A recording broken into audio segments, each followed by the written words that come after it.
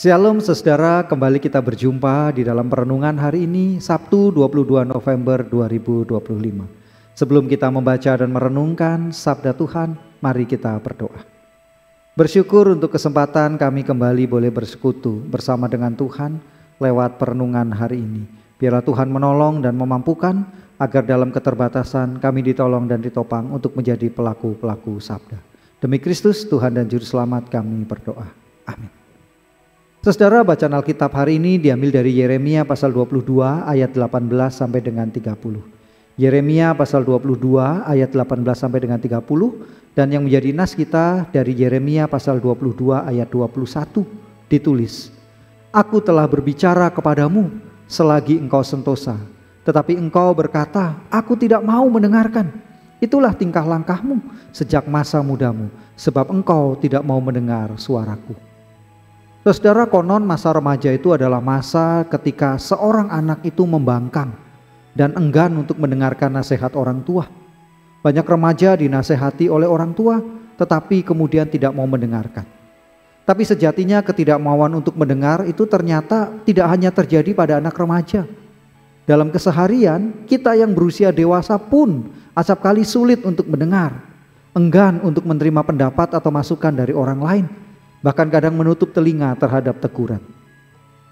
Dalam teks yang kita baca hari ini diingatkan kisah bahwa Tuhan mengingatkan Yoyakim bin Yosia, tetapi ia tidak mau mendengarkan Tuhan. Tuhan memperingatkan Yoyakim saat ia berada dalam keadaan yang baik, nyaman dan sentosa.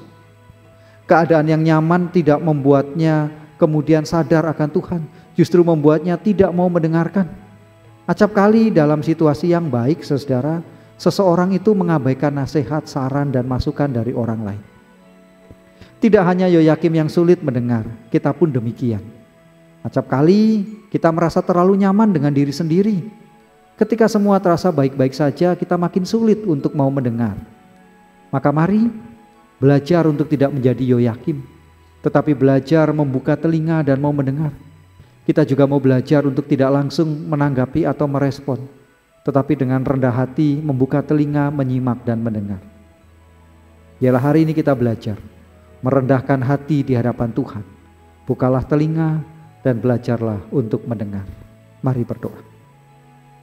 Kami bersyukur untuk setiap teguran, untuk setiap nasihat yang boleh masuk dalam hidup kami, terutama teguran-teguran yang membangun kami, yang asalnya dari Tuhan. Tolong kami untuk mau membuka telinga, membuka hati kami, mendengar teguran-teguran yang dari Tuhan lewat orang-orang di sekitar kami, agar kami mampu untuk terus hidup, bertumbuh, berbuah dan menjadi rahmat bagi semesta. Terima kasih Tuhan, demi Kristus Tuhan dan Juru Selamat kami berdoa. Amin. Demikian renungan singkat hari ini. Jangan lupa like and subscribe. Tuhan Yesus memberkati.